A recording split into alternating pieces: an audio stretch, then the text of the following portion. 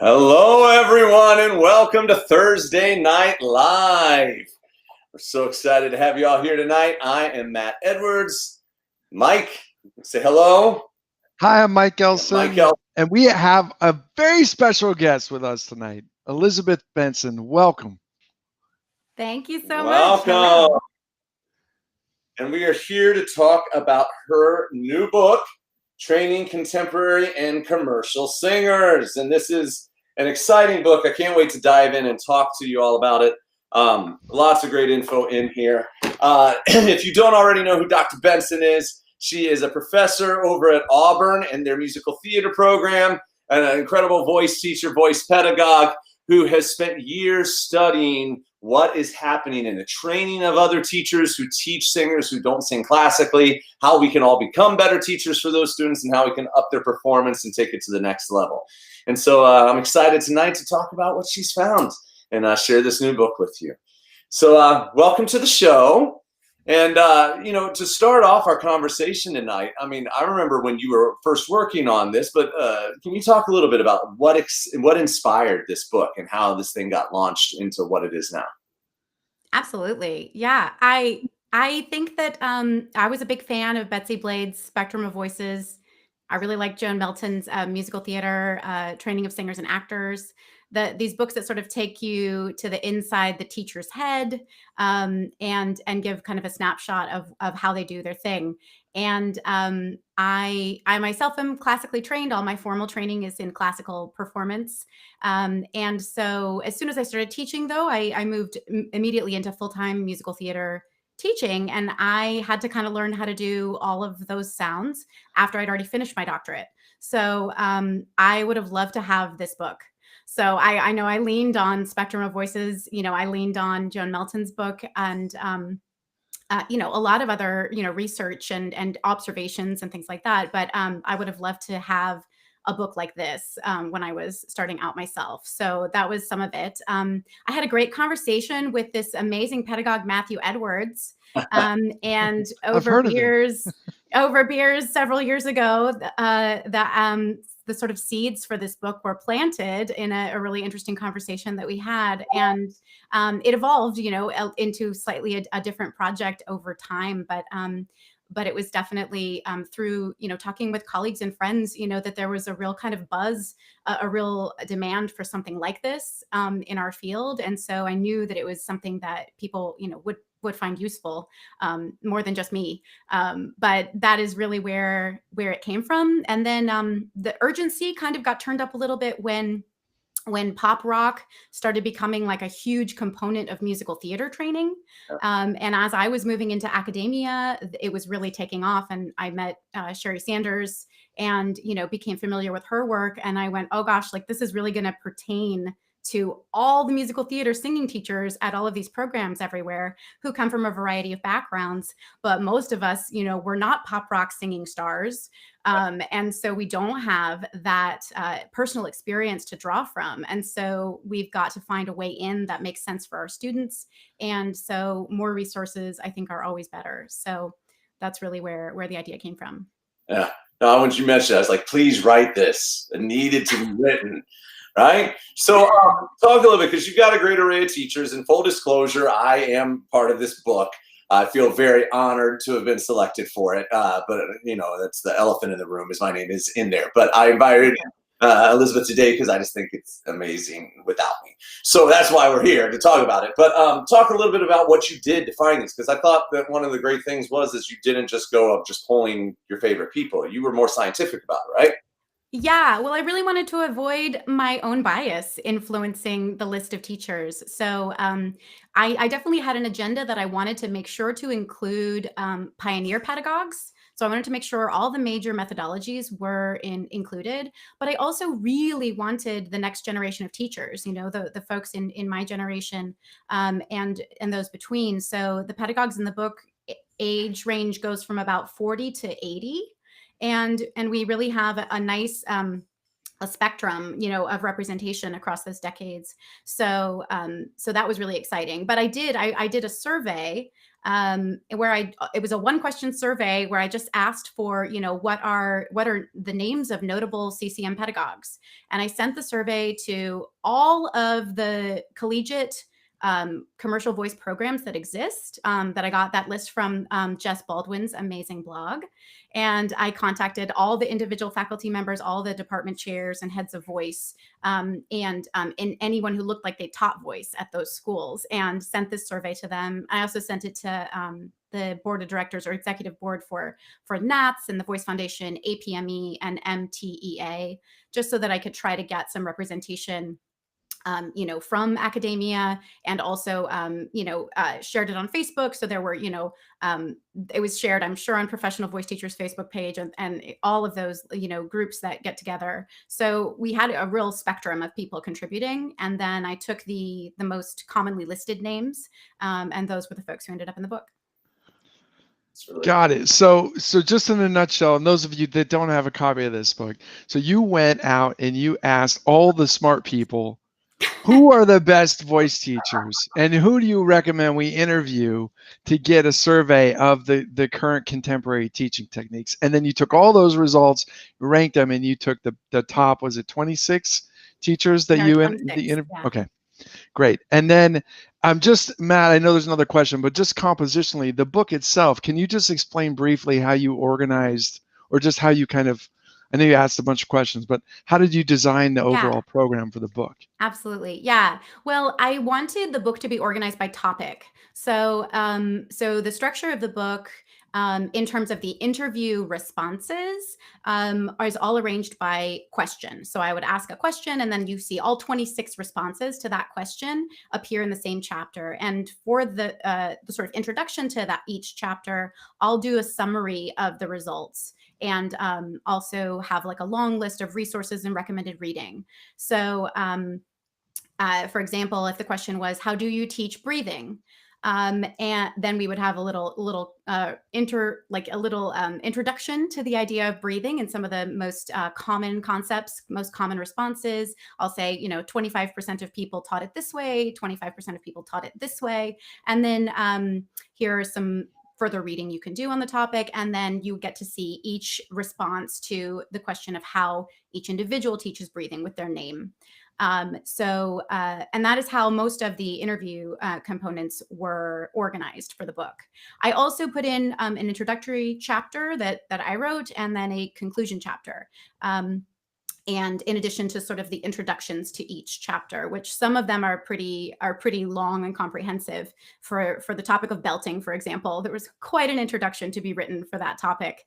But that is sort of the basic structure of the book. So there are 4 major components to the interview question responses, which were approaches, like what is your background, what is your methodology, what is your training, and then how do you teach? And then I listed, about 12 different common pedagogical topics. And then special demands from the industry, which was like things like audio technology. How do you integrate audio technology into your studio? How do you teach improvisation? Do you teach voice science? What does that look like if you do? Do you teach young singers under 18? And what does that look like? And then the 4th section is an aesthetic context, trying to establish what makes success, what makes excellence, and those are not the same. And then also, what are some of your favorite artists that you listen to? It's kind of like a Spotify playlist for each pedagogue that I interviewed. So got some really interesting responses in that particular chapter. And then there's a concluding chapter that I wrote that was sort of an overview of the findings of the entire book. Yeah, and it's and just in case you're wondering, like, as we're talking about like the different elements of training, just to read here, I mean, she covers posture and alignment, tension, breath, support, registration, inconsistency, belt, vowels, expression, and then she mentioned audio technology, improvisation, beyond the voice studio, voice science. Yeah, I mean, just lots of great information. And so, as you mentioned, like the book you wish you would have had. God, I wish I had this when I first started teaching off, because it really is comprehensive. So let's then, like, as you mentioned, you have people in here who do have their own trademark methods, and then you have some that don't. So can you talk a little bit about, like, what were some of your findings as you were going through and looking at some of the information that you received about these approaches. Yeah, well, it was, I was really intrigued, the more that I learned about the different methodologies, the trademarked ones in particular. I went and did some of the training myself so that I could, experience firsthand what we were really looking at, and that was really helpful. I have a whole list now of ones that I want to go and do once COVID is done, and I can get back to doing those things again. Those trademark methodologies, that's really a life's work. Those are pedagogues who are intensely devoted to mentoring and training and bringing up the next generations of teachers. Many of them have been master teachers for the NATS intern program, but like every day, what they are doing is training teachers. So those are people who are incredibly valuable, and they're the reason that my generation is able to thrive. So I just felt so privileged, to get to hear, directly from the creators whenever possible of these methods, and to get to know them in more detail. And I believe that this book is one of the few resources where you really can see things side by side, and you can look and sort of see what some of the main philosophical differences might be between these methods, some of the guiding principles and values. And I felt like that was really valuable because when you're shopping around, we all only have so much money, and sometimes it's hard to sort of see, well, what's the difference between this or that. So this, I felt, was able to go into a little bit more depth where everybody could represent their work in more detail, and it would give us all more information. And so it's meant to be kind of a starting point. If you're not sure where you might like to go do more training, you can look in this book and sort of get an idea of what you might want to do first. But then there were even a large portion, about 60% of the teachers in the books who don't identify as teaching like one methodology. They either have sort of a pluralistic approach, or even something like 40% even say like it would be limiting if I were to teach one methodology. So I on purpose don't identify with any one in particular, but many are trained in one or more. Many have a sort of pluralistic or potpourri type of approach where you take a tool from this or a tool from that and you customize for the student in front of you. And so that was a really interesting shift, I found. And just because of the nature of, the pioneers being the first and needing to make a living from their work, that it really correlated to age, that the younger the pedagogue was, the more likely they were to have a pluralistic approach. And that was a real interesting, I think, shift in the field as a whole, just to sort of say, we can value and honor the work of the pioneers, absolutely, and we can also grow from it, and move forward in a way that is more inclusive and more of a unified field, which I think is exciting. I wonder too if some of that.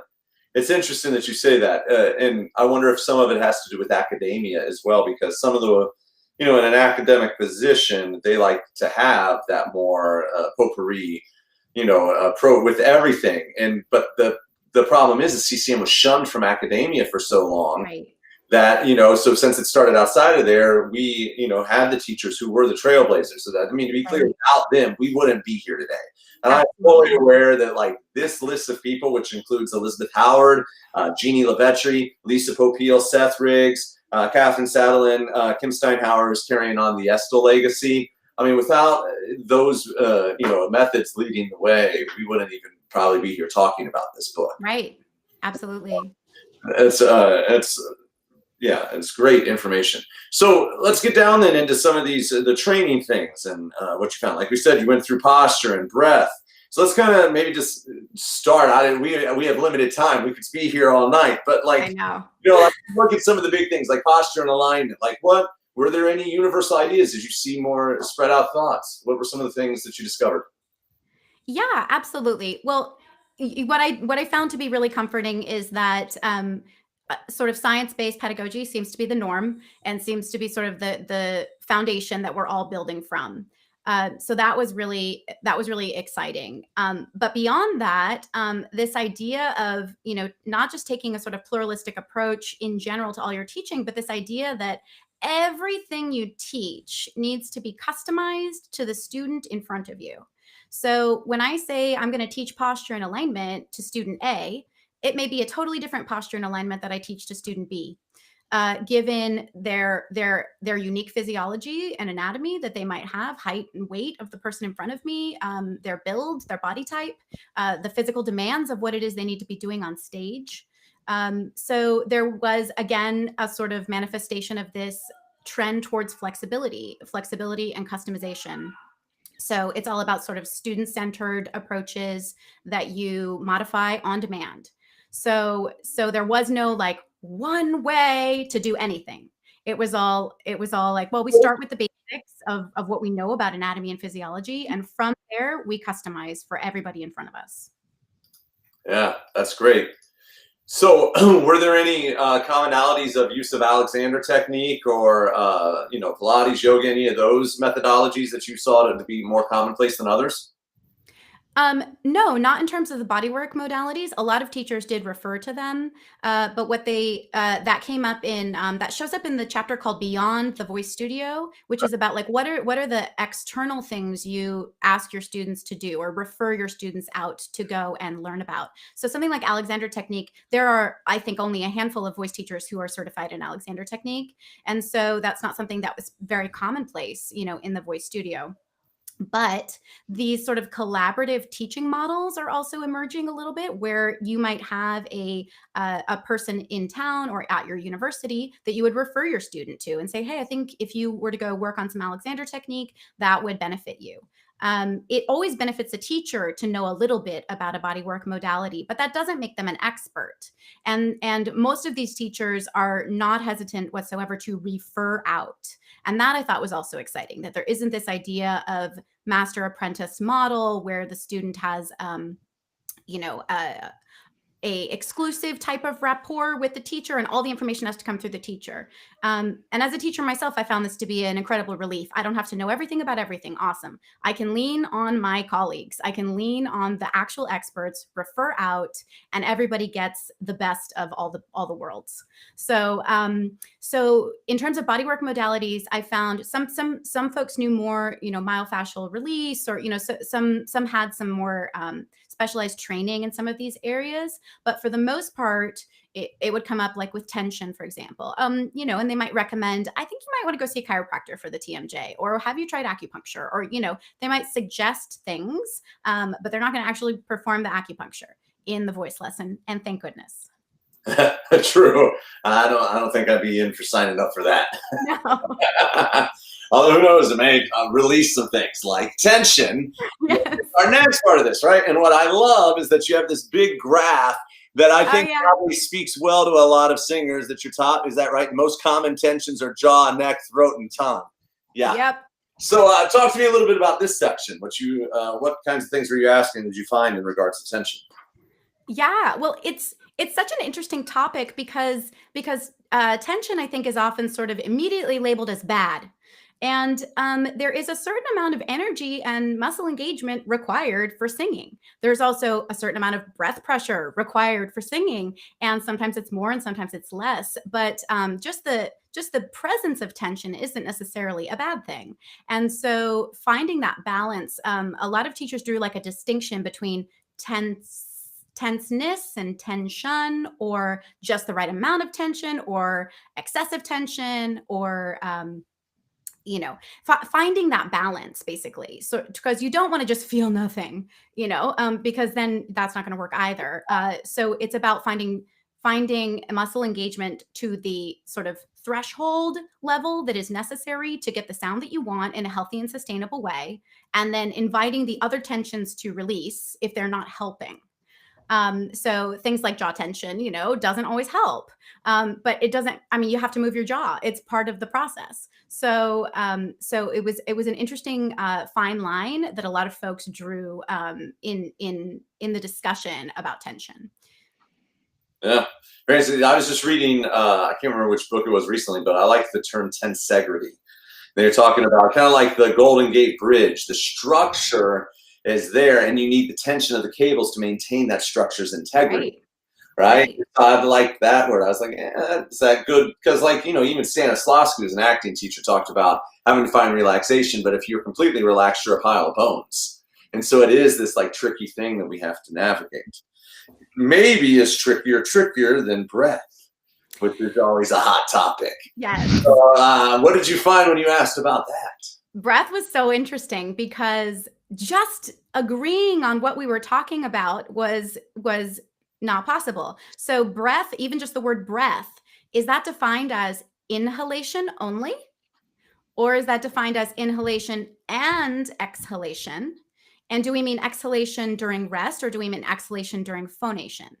And so it was very interesting. And it was, of course, there's mixed, everything is mixed. That's another thing I love about this whole book, is that like I said, there's no one way, there's no one answer, there's no consensus. There's sometimes a majority of folks that say X, Y, or Z. But what I love is that you see that over and over in the book. There are many ways to teach these concepts, and these teachers are getting results because they're all great. And so that was so affirming, for me too, as a teacher, to see like there isn't just one way, like there's so many ways. So you keep mentioning that, excuse me, there isn't just one way. Did you find, because I was looking, it's like, did this teacher put down the other teacher? Did you censor anything? Did you find that you had to remove anything where a teacher might have pushed the boundary of being like, well, my way is the only way? Or what do you think, just because everyone was answering your survey questions, that they were a little more politically correct in their responses? Well, I don't think that I can go into the psyche of my very generous collaborators and answer that question.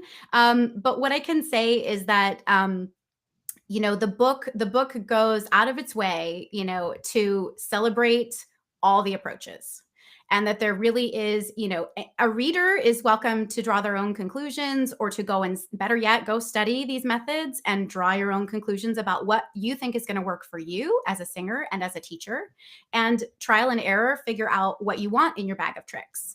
But I really made sure not to say, oh, and this is clearly the best way. I was not at all interested in taking on that role. And I don't think that helps our field, Sure. because I'm just asking to teach a classical thing. To be the devil's advocate for that. I know it's such a juicy topic, but Mike loves to poke the bear. Mike loves to poke the bear, but I think that it is really detrimental for there to be a sense of competition among the methodologies, because we all want the same things. We all have the same values. We all want to serve our students, and we want tools that will do that quickly and efficiently. And so really there's no reason for there to be a competitiveness to it. Absolutely. And that's the answer. So thank you for, sharing this spirit there, because absolutely we want the singers to do the best, and we want the teachers to have the best tools. So certainly I would love if this industry, if we could all get rid of the shaming and the put downs and this was better than that. But I think there's a certain level of just, we're humans, and there's a whole level of how we interact with each other and stuff like that, because we are competitive to some degree about everything. Sure. So, and I think too, there has been some pressure about consensus sort of providing legitimacy for the field of CCM voice pedagogy. And I think that's a very slippery slope, that there is no such thing as consensus in classical voice pedagogy on any topic that I've ever encountered. So to think that we should somehow provide that in CCM voice pedagogy, I think is unreasonable. And we're already legitimate, so we don't need to prove anything to anybody. It's a thriving multi-billion-dollar industry. So I think that conversation doesn't even need to happen anymore. I like that answer. I agree. Yeah, great response. That's awesome. So, like you talked in there too, is what I found interesting is that you vary this up between breath and then support. So, can you talk a little bit about that distinction and then what's that part? So, and there were for some teachers, breath and support are integrated. And so I moved their response, or they were like, I'm only going to respond once to these two topics because they are the same topic for me. And so they would only appear in one of those two chapters. And I referenced that in the book too. So that was interesting. But yes, for a number of teachers, breath refers to inhalation. And so we talked about sort of the most common approaches as sort of being a rib-centered breath that involves an expansion of the rib cage upon inhalation, and then an abdominally focused breath that involves a release of the abdominal muscles and displacing of the viscera during inhalation. So the belly kind of comes out a little bit during that inhale. But those were the sort of the two main schools of thought on breath. And then for many folks, then support is about what abdominal or sort of torso muscles might be engaged in order to provide consistent breath pressure. And so that has to do with like what you're doing during phonation. So, so with the abdominally focused breath, often they talked about sort of the abdominal muscles contracting and like gradually your abs and your spine come closer together while you're singing, and that provides support. Or in the case of the rib-centered breath, if your ribs are up and out, that they sort of remain up and out, and that tension provides support while you're phonating. And different, almost everybody talked about the fact that students need multiple strategies for breathing. So it not only is there not just one way to breathe that's correct, period, but students need to have a lot of different approaches, because what if they're wearing a corset or singing upside down or lying on the ground while they have to be singing? One approach does not fit all circumstances on stage. And for musical theater performers too, they have to contend with doing a triple pirouette while they're singing, and they have to have a breathing method that's going to be compatible with dance form. So, so more ways to do it is better. Cool. Yeah, I agree. Well, and body type, I mean, it's, you know, Yeah. gained and lost weight throughout the years, and it feels different when you're in different shapes, right? So the next topic that you cover in here is Mike's favorite, registration. What I found is I love, like, the majority of teachers are talking and are thinking about registration in some way, right? For the most part, yeah, it was pretty majority consensus that what we're talking about when we're dealing with sort of source level activity, what's happening with the vocal folds, that we're talking about registration. And so the Natalie Heinrich's model, the mechanism 1, mechanism 2, that was very common, especially outside the United States. And I was really glad I had, you know, a handful of international folks in this book, and I wish I had had even more, because it shed a lot of light on the fact that things are done quite differently outside the United States in a number of ways. But this is one where they said, you know, everybody just talks about M1, M2, like we're not talking about head voice or chest voice or, you know, any other, you know, terms. It's just M1, M2 because of her work. So that was interesting. And then I also had a number of folks who talk about you know, TA dominance, CT dominance, and sort of you know, use those particular labels. The musical theater industry still uses chest and head, and so in the United States, that's still the predominant terminology. But outside of the United States, it is not. It's M1, M2. So that was very cool. But what I found again is more evidence of flexibility, that a lot of teachers just said, you know, I'll call it whatever makes sense to the student. You know, whatever the audition notice is asking for, that's what I'll call it. Whatever the student needs today, that's what I'll call it. So long as we, you know, get the solution for the problem that they're bringing into the studio that day. So there's really that trend toward flexibility, adaptability, and customization for the student.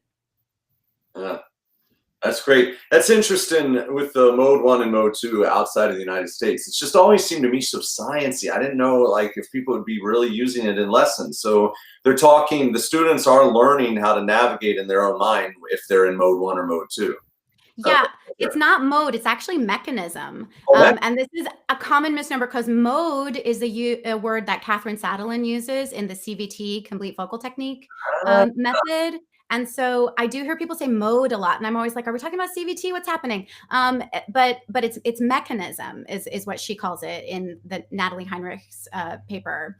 But yeah, they usually say M1, M2. Yeah. So yeah. But yeah, that's definitely something I discovered. I was like, oh, that's a really interesting sort of interchangeable thing here. But if you said mode outside of the United States, that would be a little more confusing because it's mechanism. Yeah. Yeah. I mean, the mechanism to me seems like students, if they're learning about the biomechanics and thinking of it that way, it makes sense. Yeah. I think so too. I think so too. But yes, but you know, and in CVT is a great example. So in CVT, they don't talk about registration. They have these modes, and there's these 4 different modes that all have a different name. It's a completely unique labeling method. And in that case, they are more concerned with color, sort of color of the sound, or the vocal tract activity shaping, and rather than sort of what's happening with the vocal folds. So so those folks, there were a number of folks who don't teach registration. Estel is another method that does not use registration. They talk about voice quality.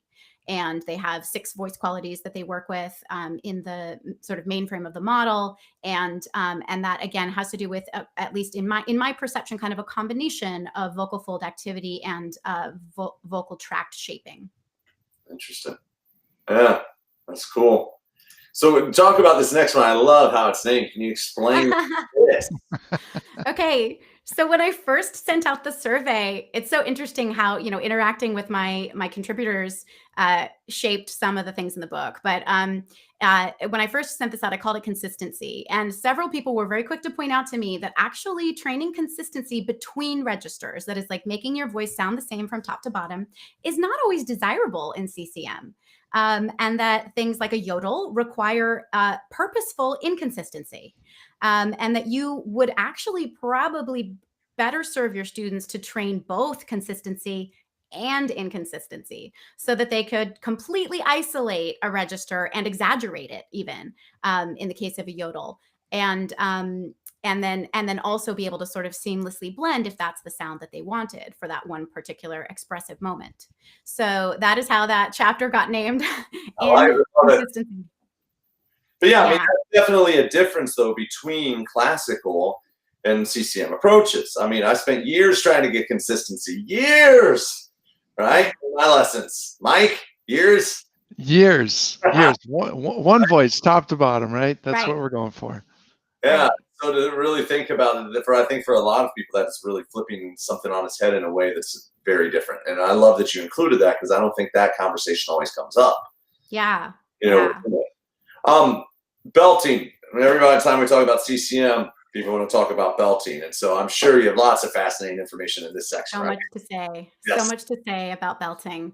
Belting was one of the few areas where there was really heavy consensus. And that was really exciting to me. So one of the things that everybody agreed on, something like 90-something% of people that were in the book said that belting is not one sound. Belting is a bunch of different sounds. And Lisa Popeil has this great multiplicity of belting article from Journal of Singing that was kind of seminal, I think, to many people. Many people referenced that article when they responded. And so this idea that belting is a registration choice. It also is a vocal tract shaping choice. And there are many different combinations that can yield different sounds that you might want. All of them can go under this giant umbrella called belting.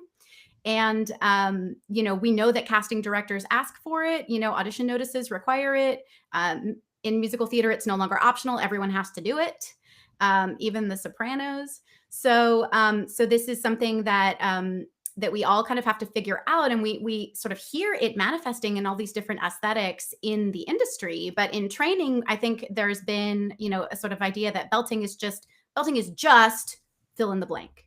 And it's not. Belting is really much more complex, and belting is many things and many sounds.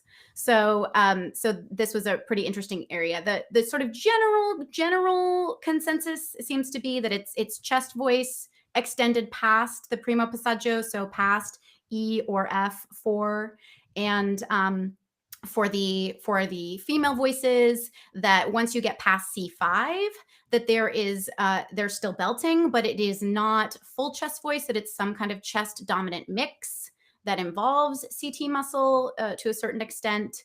But that's where it definitely gets a little bit more into the weeds. And I think that the jury is still out on a lot of that. We need way more voice research being done on belting above C5 because it's a different animal. Like anybody who's done it or taught it knows it doesn't behave the same way that belting below C5 does.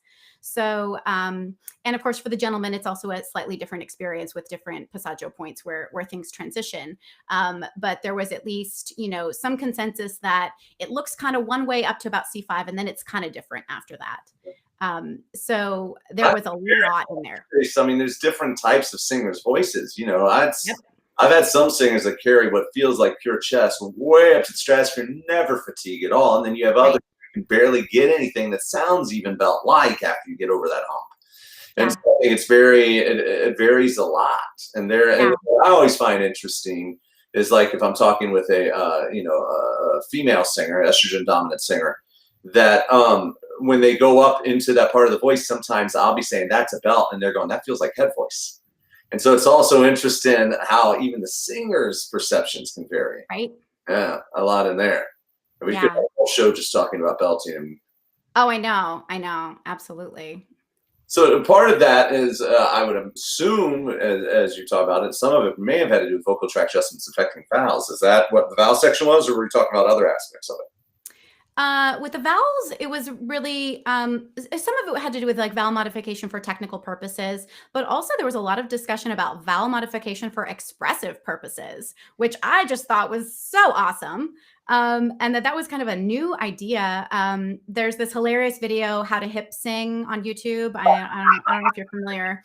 But I highly recommend it. And it just talks about sort of the different ways that people are modifying vowels in order to fit into a particular aesthetic. And of course, CCM is not one style. CCM is like a gazillion styles.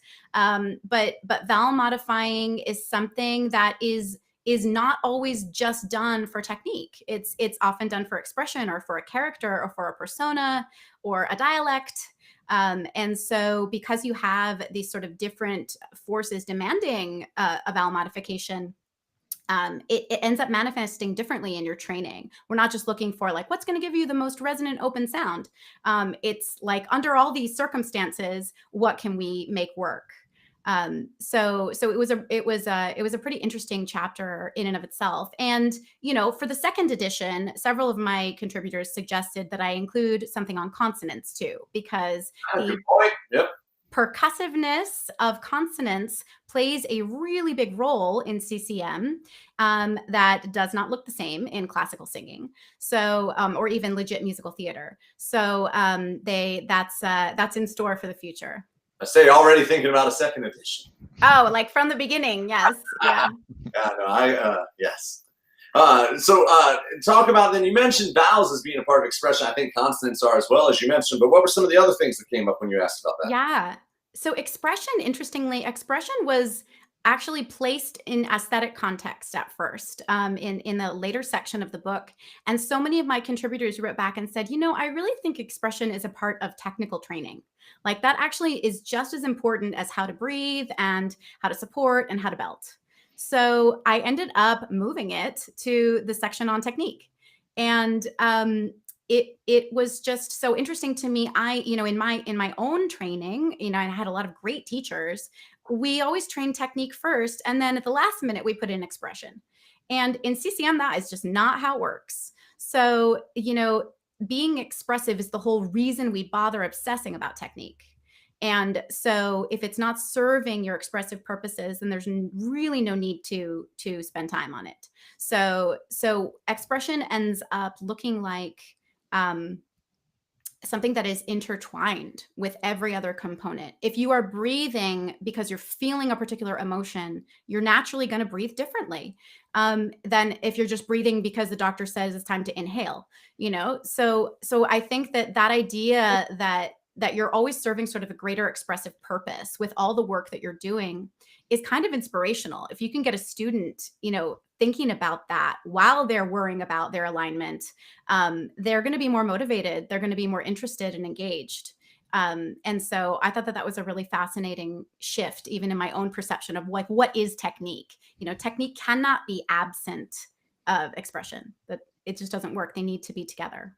That's a great point. And it's really interesting, like, you and I both teach music theater performers, but, for those who come to singing through acting, it's, always interesting to work. If you ever have a student where you have one that came through acting and one that came through choir, and they're back to back, and seeing how, and one who came from dance, and then you look at how all three of them think, it is fascinating. And it is sad in some ways when it does become so mechanical that you try to add that other element in, it really can be problematic. So it's great to hear that so many people are starting to train that, it sounds like, simultaneously with a lot of yeah. That's awesome. So you then, within here, then you also, like you've mentioned several times, the aesthetic context. Can you talk a little bit about what you some of the stuff you found in there? Yeah. Well, I loved, some of the most mature pedagogues, the most experienced pedagogues had some of the most interesting diversity of folks they like to listen to. And I was really impressed with how there's, I do mention there's a great article that talks about how we love the music of our adolescence, that like as a society, just in general, we identify with that music. And sometimes our musical tastes don't develop past that point. And we sort of return to listening to the music of our adolescence because, this happens with, the records with your dad in the garage, that those are the songs you're going to return to because they hold special significance. But these pedagogues in their 80s, are still listening to Jessie J and, current artists. And they've kept up this whole time. They love Ella Fitzgerald and they love Eminem. And I just think that that's amazing. So what we get are these incredibly diverse lists of, these are some of my favorite singers. And we went through, and then the two names that were listed most commonly, listed the most number of times, was Aretha Franklin and Ella Fitzgerald. Awesome. And it was so cool to sort of have that come out, and to think about like, what are the values that they are hearing in those voices that are timeless and that seem to span generations and that people respond to, even many, many years later after that music was, created. So, so that was really exciting. So if you want just like the most amazing Spotify suggestions, go there. And then the chapter on success and the chapter on excellence were different. And many of my contributors were commented on this, that they were glad these two things were sort of separated, because being commercially successful has a lot to do with talent for sure, but it has a lot to do with luck. It has a lot to do with marketing, management, opportunity, being in the right place at the right time, being able to afford hard times, endure hardship, and stay in the industry. A lot of luck. But being excellent is something anyone can be, and you don't have to be successful to be excellent, and vice versa. So, so success really had a lot to do more with, do you understand how marketing works? Or, do you have a good persona that can get an audience jazzed up? Are you able to go on tour? Are you able to spend the time that a career will demand? And then excellence had much more to do with artistry, and a unique vocal quality, a certain je ne sais quoi about the voice that everybody just responds to. I mean, think of Adele, for example. Adele is not going to be successful in a musical theater ensemble because her voice is too unique. It is too interesting. And so that particular factor and her authenticity in her performing is one of the things that we find really compelling. And that was a value that emerged in that excellence chapter, that this idea of authenticity is the most powerful tool that a CCM artist has to offer. And all vocal technique aside, if authenticity is not present, then it's not excellent singing. It's great. Yeah, I agree. So one other aspect of this that you talked about are these other special demands of the industry. So can you talk a little bit about what some of those were? Yeah. So I really wanted to get into the things that were specific to CCM, something like audio technology. Do you teach with a mic in your studio? Now everybody does, because we're online, right? but that's true. We all had to learn, and that was a learning curve for many of us. But at the time, only a small percentage of teachers were training with audio equipment in their studio. Many of them had it if it was relevant. If you had an artist, who was, in the middle of a world tour, who was having a problem and they needed a session, you would ask them to bring your mic in and plug it into the system, because that's how they are working right now. And so you need to troubleshoot the problem in the context, and that's more helpful. At universities, students need to learn how to use audio technology. So it makes sense for them to be working with it regularly. But in a lot of, especially a lot of musical theater studios, people are still working acoustically, because that's how they have done it for a long time. That's how they hear best. That's how they want their students to train. Students often still have to audition acoustically, at least initially, and they're not going to be working with technology in musical theater until closer to a production. So there's still a need for students to train both with and without the technology in musical theater. in CCM and popular music programs, I don't think that's the case. I think they are working more consistently with the equipment. In private studios, it varies because it really depends on the person in front of you. So another example of flexibility. You do whatever they need you to do, and you have the equipment, or you ask them to bring their mic to plug into your system. And so there was a sort of expectation. You should know how the basics work. At least what are they going to be working with when they're on stage? So that was an interesting thing there. And I think that's shifted even since the book came out, because I think now we are all a little bit more familiar, and it may look differently when we go back to our in-person teaching, whenever that may be, or maintaining a type of hybrid. So that's been very cool. And then improvisation was interesting too. Only a handful of folks, really had some kind of regular integration of improv into their work with their students. Most folks would refer out. Now, I do have several jazz experts in the book, especially from Berklee College of Music, Marcel Gauvin, Jeff Ramsey. So folks who are trained, for sure to need to do improv, they know what they're doing. Many, though, would refer out. So if somebody needed an intense tutorial in improv, they would say, hey, go to my pal down the street, who is also a great teacher and probably also in my book, and go get a session with them on the thing they are an expert in.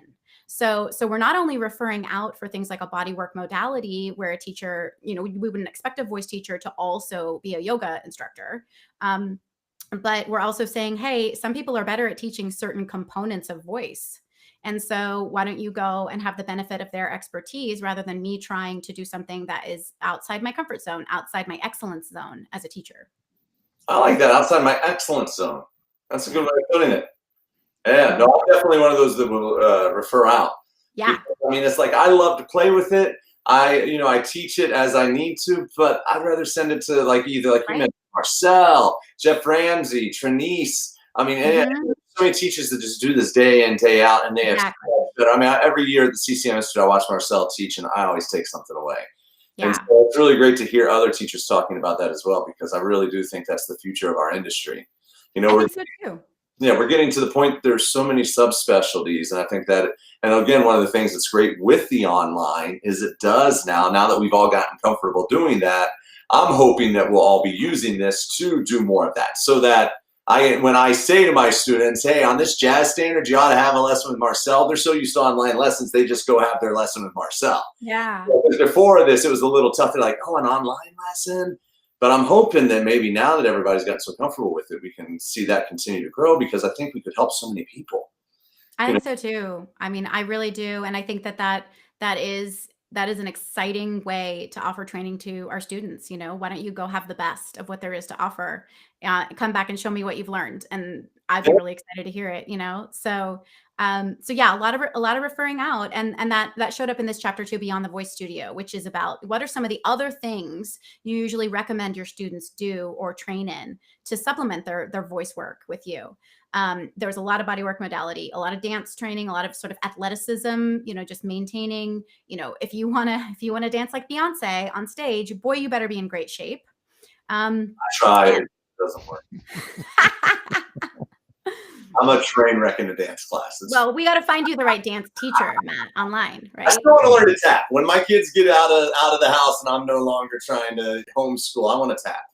That'll be my dance. That sounds awesome. Yeah, a lot.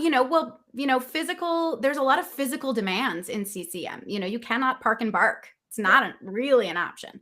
You got to be able to move, and in musical theater, as we know, you have to be able to dance really well. So a lot of body work. But then there was also things like maintain your mental health. Be humble. Go serve soft serve for minimum wage. And that means you'll appreciate every moment you get to spend, being an artist and singing in front of people. And just things like that. So it was a really interesting spectrum, of responses. And, all these questions, by the way, were open-ended. I was just like, tell me about your approach to this, and so I, really got some interesting stuff. I tried, not to lead on purpose so that I could get, spectrum, which I sure did. So that's mostly what's contained there in the voice studios. Some, dialect work or foreign language training, that's definitely a part of it. And then a fair amount here of referring out for, learning how to use a digital audio workstation or, Audacity or, any of these sort of other, sound editing things that people need to know, technology, interfaces. So that all of that stuff behooves. Also was mentioned in here, music theory skills, sight singing skills, playing another instrument, some of these other sort of basics of musicianship that really do benefit performers, but are maybe not the first or the second or third thing that they have time for. But certainly I know, in musical theater, there's this huge trend toward the quadruple threat, being someone who can sing, dance, act, and play an instrument. So that is, I think, it's a growing asset if it's something you have to offer. Yeah. And then in the voice science, this was another area of like a large consensus that like something like 90% of teachers teach some kind of voice science at some point. Some do it regularly. Some do it on demand if it pertains to the student and the situation. There was very few people who said, "Oh no, never." Almost everybody agrees that a voice teacher really needs to understand voice science, that the teacher must really understand voice science. But it doesn't mean that you're always going to teach it in your lessons with your students. And some of that has to do with just a solution-based pedagogy, that like your touring artist is with you for one lesson, they have a problem, you've gotten a phone call from their agent and you need to fix that problem and you have 45 minutes go. There's no time for an anatomy and physiology lesson. You need to get to the point. So it's really an on demand. But I thought it was interesting that when I asked, do you teach voice science? What it ended up looking like was anatomy and physiology most of the time, and that was considered science, voice science. And in the voice studio, I believe it is considered voice science, legitimately. But speech language pathology certainly goes into a lot of other areas that would also be called voice science. To a lesser extent, some teachers are teaching acoustic principles or helping students to understand acoustics. But because we use audio technology rather than resonance strategies, acoustics looks different for CCM than it would for classical. We're not targeting a singer's formant and trying to carry over an orchestra. So a resonance-based training, you'll notice resonance is absent from that technical section because it's not something that we're really training for. It shows up in belting. It shows up as twang, in terms of a vocal tract shaping that is ideal for a belt. But that's about it in terms of resonance. So acoustic principles maybe not as relevant in CCM, but some teachers certainly are working with it. So, but I think, just this idea of just basic anatomy and physiology in a packed, I teach in a BFA undergraduate program, we have 4 years to teach these kids everything.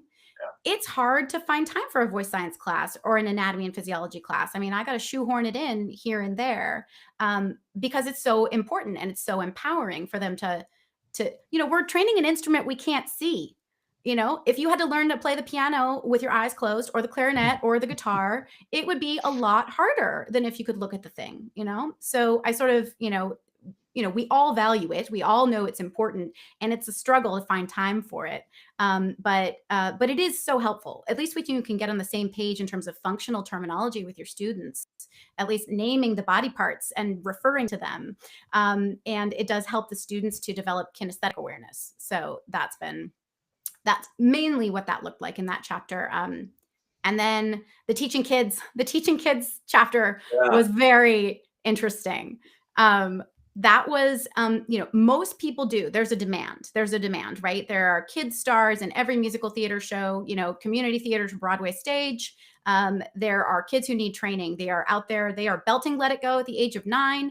And it would be great if they had some tools to know how to do that safely. So most folks do teach kids and most adjust their approach. But it's still because most folks are teaching functionally based voice science-based pedagogy. They don't adjust a lot in terms of the content of what they're offering, but they do make major adjustments in terms of age-appropriate repertoire. you know, and just making sure to provide more guidance there. A lot of folks don't teach kids because of a variety of reasons, but liability is certainly a consideration. Managing parent expectations is sometimes challenging. You're not just working with the child, you're working with their parent as well.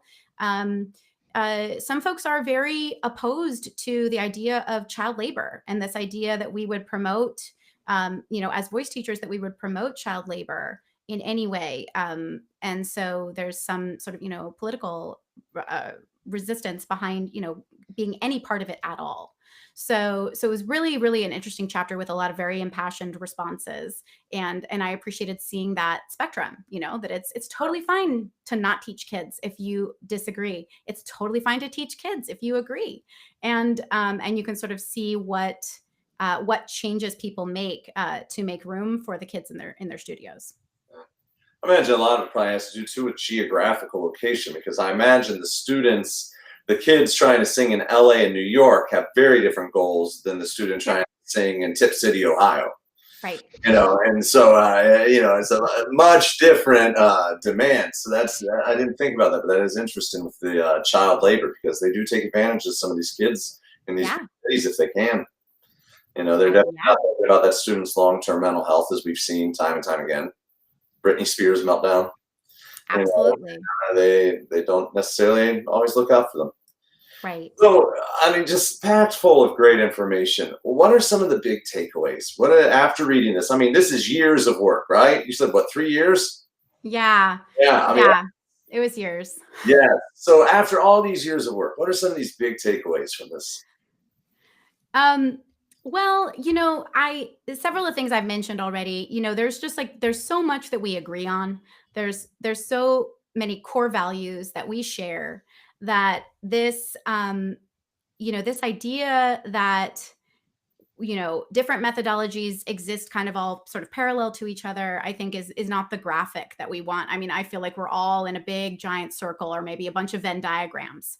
But, you know, the core values that we all seem to have, no matter what your background is or your age, is that we want a student-centered pedagogy. We want to help the person in front of us. We're going to be flexible as we possibly can in order to do that, to find the solution quickly and effectively. We're going to be flexible because we have to wait and see what voice science uncovers. So, you know, we're talking about mechanisms today, but, you know, maybe it'll be something else tomorrow. And so even within these codified methodologies, the creators are very careful to say, hey, and we continually revise all of our principles according to voice science as voice science continues to progress.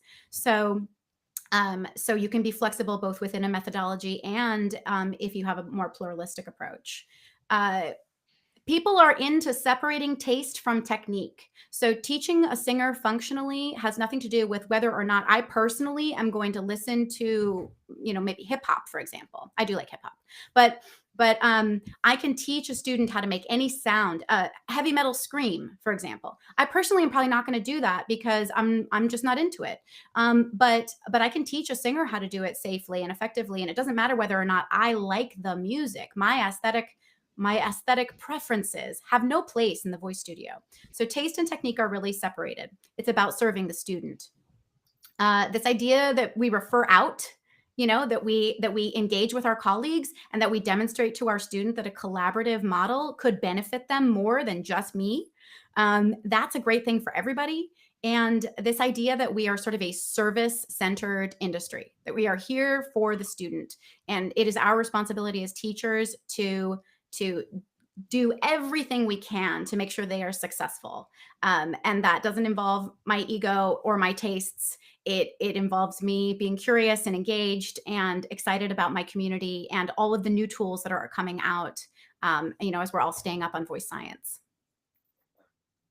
Well, excellent. I gotta say, I can't, unfortunately, in the middle of this crazy COVID semester, I haven't gotten to read it front to back, but I can't wait to get to dive in. I thought it was going to happen last week, and COVID had other ideas. But I mean, just exciting stuff. Thank you for all of your dedication to putting this together.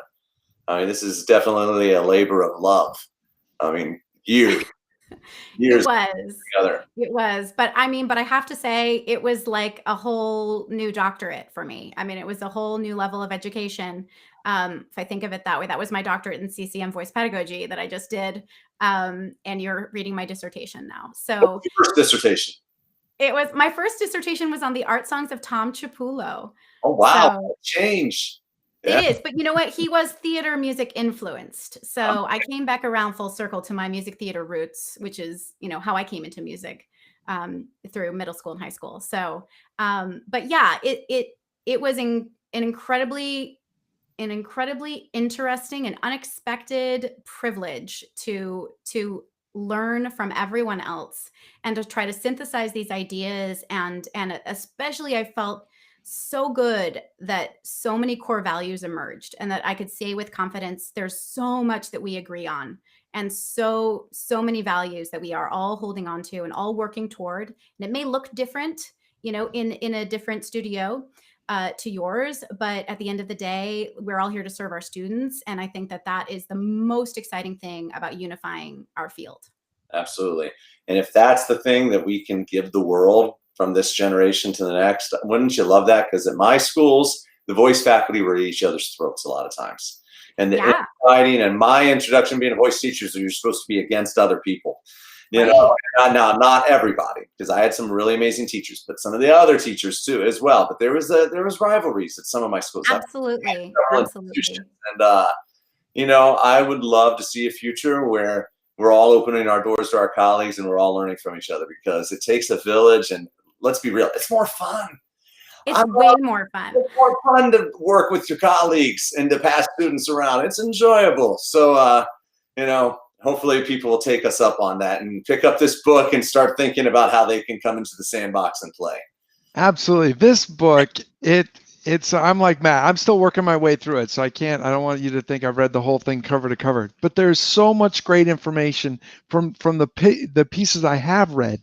Um, it's literally like a dissertation. You're literally getting to get a fast track on decades and decades of the pillars, the greats in our industry, and to really get a comprehensive picture of, okay, the information that you learned, where does it fit with everything else? And so that's the best thing that I think I've personally gotten, is just seeing how what I know, what I've learned, and what we continue to teach, where it fits with everyone else, and that there doesn't have to be one way, Right, because there's many. I mean, I think someone said on the show a couple of weeks ago, but there's many roads lead to Rome, right? And I think right, you're preaching kind of a similar philosophy, that there's right, no one way. There are many different ways to get that, and different. I think the most interesting thing about our field is that sometimes you need a different, you need to hear it a different way from a different person, even though the right, same truth is being shared.